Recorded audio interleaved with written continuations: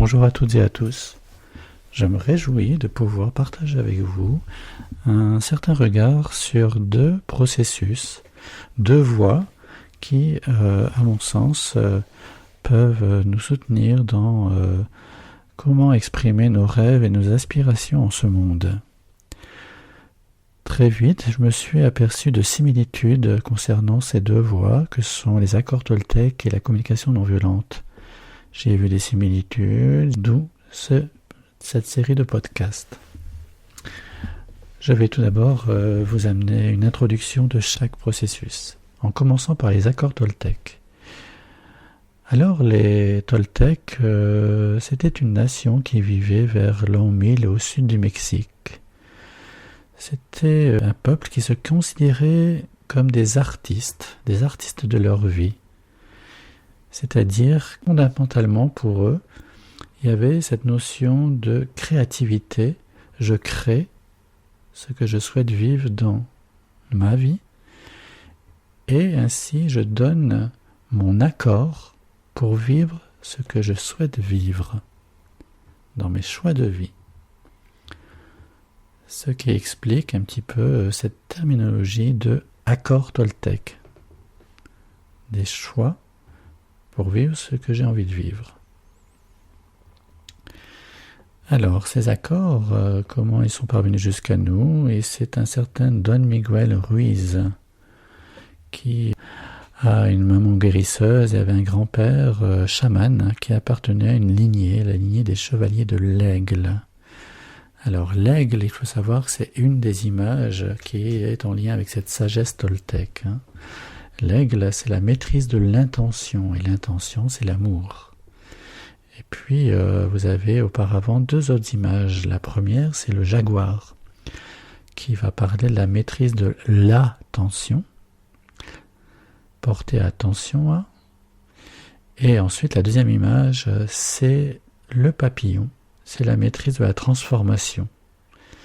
Et donc, pour illustrer cette maîtrise de la transformation, c'est là où les différents accords Toltec vont nous aider à cette transformation.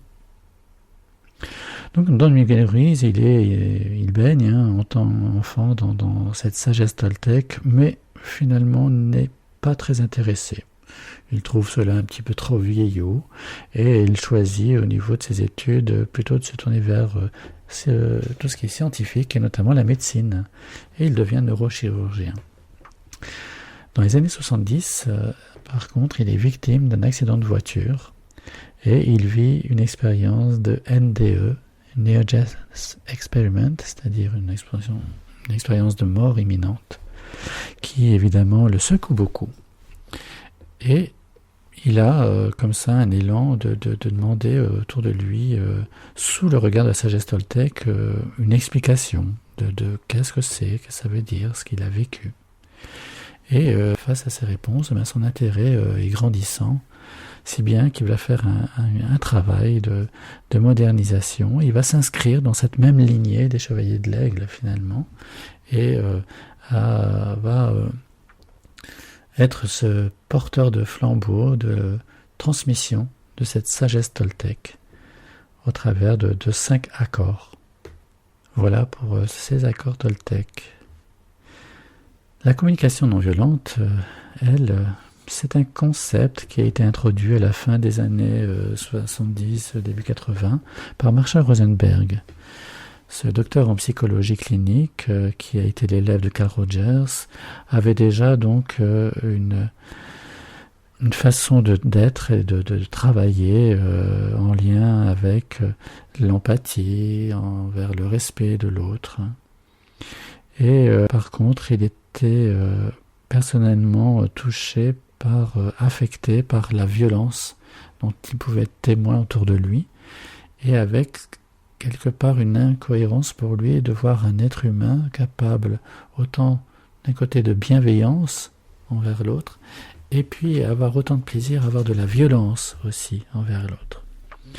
Et donc il a mis en place un processus appelé communication non violente, qui permettait tout d'abord de créer une qualité de relation pour lui, créer une qualité de relation avec soi-même, et puis avec les autres, bien sûr, où cela permettait de satisfaire les besoins fondamentaux de chacun, et cela de manière harmonieuse, équitable et pacifique.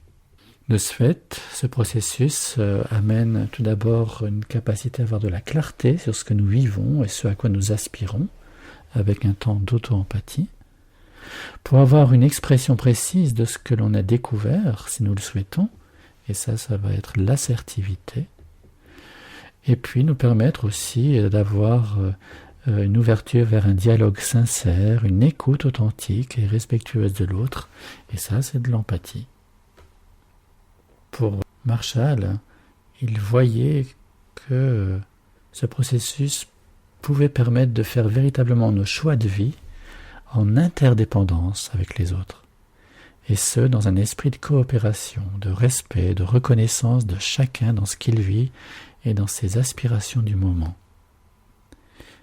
Et il insistait en disant, plus qu'un processus ou un langage, la communication non violente nous invite à porter notre attention là où nous avons le plus de chances de trouver ce que nous recherchons.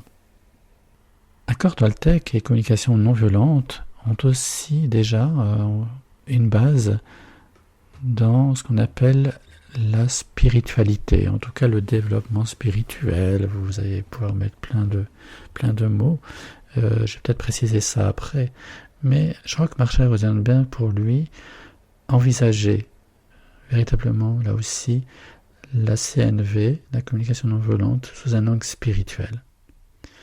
Je vais le citer pour cela. Il disait « Je trouve important que les gens se rendent compte que la spiritualité est à la base de la communication non violente et qu'ils apprennent les mécaniques de processus avec cela en tête.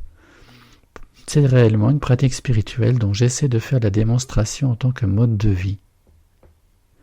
Pour moi, la base spirituelle, c'est que j'essaie de me mettre en lien avec l'énergie divine dans les autres et de me mettre en lien avec le divin en moi. Parce que je crois que c'est lorsque nous sommes réellement en contact avec cette divinité en chacun de nous et en nous-mêmes que nous aimons plus que tout contribuer au bien-être les uns des autres. Ainsi, pour moi, si nous sommes en lien avec le divin dans les autres et en nous-mêmes, nous allons nous réjouir de ce qui se passe. C'est cela la base spirituelle. Dans ce lieu, la violence est impossible. Cela fait écho avec cette croyance que en chacun de nous se trouve une part d'étincelle divine. Après, vous mettrez ce que vous voulez, divin, universel, grand tout. Et concernant ce que je voulais vous apporter sur la notion de spiritualité, moi ce que j'ai appris, c'est que la quête spirituelle est vaine et que, en fait, être permet de vivre le spirituel. Et dans ce sens, il y a une notion de passage, entre exister pour aller vers être. Et sinon, on en revient à l'étymologie, exister, ex sistere, c'est tenir en dehors. Exister, c'est vraiment faire en fonction de ce qui se trouve à l'extérieur de nous. Être, par contre, l'étymologie, c'est essentia, revenir à son essence et faire retour vers soi. Dans cette notion donc de spirituel, le développement spirituel va plus peut-être s'intéresser à notre part de nous qui est collée à une certaine réalité, à ce que certains appellent l'ego, tandis que la croissance spirituelle est plus justement ce retour vers soi, c'est cette capacité à contacter l'espace intérieur, ce que j'appelle le soi. Et donc, dans cette notion de croissance spirituelle, il y a une notion de conscience.